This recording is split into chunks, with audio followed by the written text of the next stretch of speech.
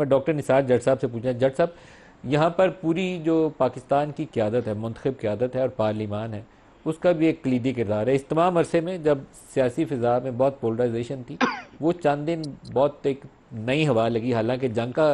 فضا اچھی آپ کو نہیں لگنی چاہیے، لیکن پاکستان میں یہ یکجہتی عروج کے اوپر تھی۔ انڈیا نے شاید یہ سوچ کر حملہ کیا تھا کہ یہ بیسٹ ٹائم ہے، یہ آپس میں لڑ رہے ہیں، پی ٹی آئی والے اور فوج والے بھی لڑ رہے ہیں، حکومت والے اور پی ٹی آئی والے بھی لڑ رہے ہیں، تو یہی موقع ہے، حملہ کر دو۔ لیکن یہاں یکجہتی ایک نئی منزلیں طے کرتی ہوئی عروج کے اوپر تھی۔ یہ اللہ کرے کہ برقرار رہے، اس کے اوپر آپ ساروں کو کام کرنا چاہیے۔ جی بالکل، بہت شکریہ آپ کا، بہت بہت۔ دیکھیں ندیم ملک صاحب، پہلے بھی یہ بہت زیادہ بحث ہو چکی ہے کہ الحمدللہ پاکستان نے جو ہے وہ ایک بڑا منہ توڑ جواب دیا انڈیا کو، اور اللہ تعالیٰ کے فضل و کرم سے اللہ نے ہمیں بڑی کامیابی سے ہمکنار کیا۔ میں نے ہمیشہ دو سوال جو ہے میں ہمیشہ کرتا ہوں کہ یہ انڈیا کی ایسی کیا سوچ بنی کہ پہلگام کے واقعے کو بہانہ بنایا، اور بہانہ بنا کے انہوں نے پاکستان کے اوپر حملہ آور ہوئے، اور حملہ آور ہونے کے بعد پاکستان کو نقصان پہنچانے کی بلکہ قبضہ کرنے کی کوشش کی۔ وہ تو الحمدللہ عسکری قیادت، آپ کی پولیٹیکل، آپ کی عوام، سول سوسائٹی سب یک زباں ہو گئے، اور ہم نے مل کر مودی کو جو ہے وہ بھرپور جواب دیا۔ میں ہمیشہ اپنے دوستوں سے جب تذکرہ کرتا ہوں تو میں کہتا ہوں کہ کیا ایسی ہمارے اندر کمزوری تھی جس کا انڈیا نے فائدہ اٹھانے کی کوشش کی۔ میں بہت محتاط ہو کر یہ کہوں گا کہ ہمارے اندر جو پاکستان کے اندر جو معاملات ہیں، جو آئین ہے، قانون ہے، رول آف لا ہے، اور ہمیشہ جو حکومت آتی ہے اور فارم 47، میں ان باتوں کو دہرانا نہیں چاہتا، لیکن میں سمجھتا ہوں کہ پولیٹیکل انسٹیبلٹی اور ہمارے اندر کے جو جھگڑے ہیں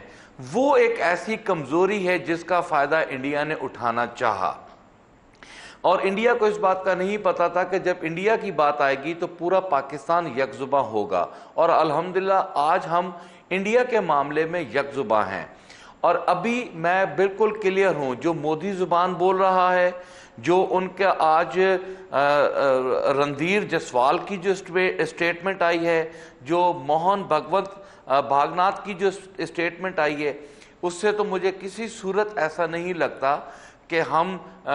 پیسفل ڈائیلاگ کی طرف جا رہے ہیں۔ انڈیا تو پیسفل ڈائیلاگ کو مان ہی نہیں رہا، تسلیم نہیں کر رہا، اور ان کا مجھے ایسا نظر آ رہا ہے کہ وہ جیسے کہ حالت جنگ اپنی پسپائی کو چھپانے کے لیے دوبارہ پاکستان پہ حملہ آور ہوں گے، اور میں سمجھتا ہوں کہ اگر دوبارہ وہ ایسا قدم اٹھائے گا اسے بھیانک جواب دیں گے۔ لیکن ہمیں اپنی کمزوریوں سے سیکھنا چاہیے، ہمیں اپنی کمزوریوں کو سامنے لانا چاہیے اور اس کے اوپر کام کرنا چاہیے۔ ہمارے پاکستان میں آئین ہے، قانون ہے، رول آف لا ہے، اگر اس کی امپلیمنٹیشن پراپر طریقے سے ہوتی ہے،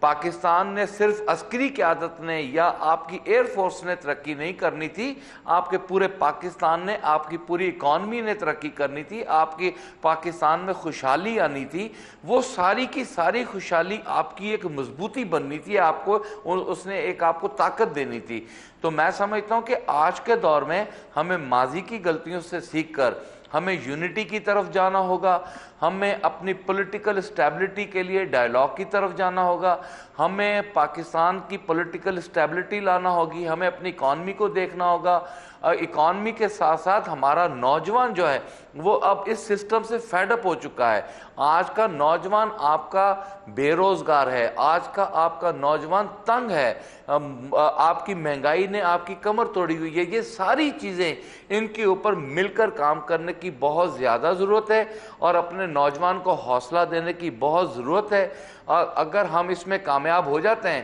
تو مودی جیسے دہشت گرد مائنڈ کا کیا تک بنتی ہے کہ وہ ہم پہ حملہ آور ہو۔ ہم الحمدللہ ہم ہر لحاظ سے انڈیا سے طاقت میں ہیں، ہمارا جوش، جس وقت یہ جنگ ہو رہی تھی اس رات کے مناظر، لوگ ہاسپٹلز میں پہنچے ہوئے تھے کہ اگر خون کی ضرورت ہو ہم خون دینے کے لیے تیار ہیں، لوگ بارڈر لائنز پہ جانے کے لیے تیار تھے۔ ہمارا نوجوان اس نے مودی کا منہ توڑ جواب دیا۔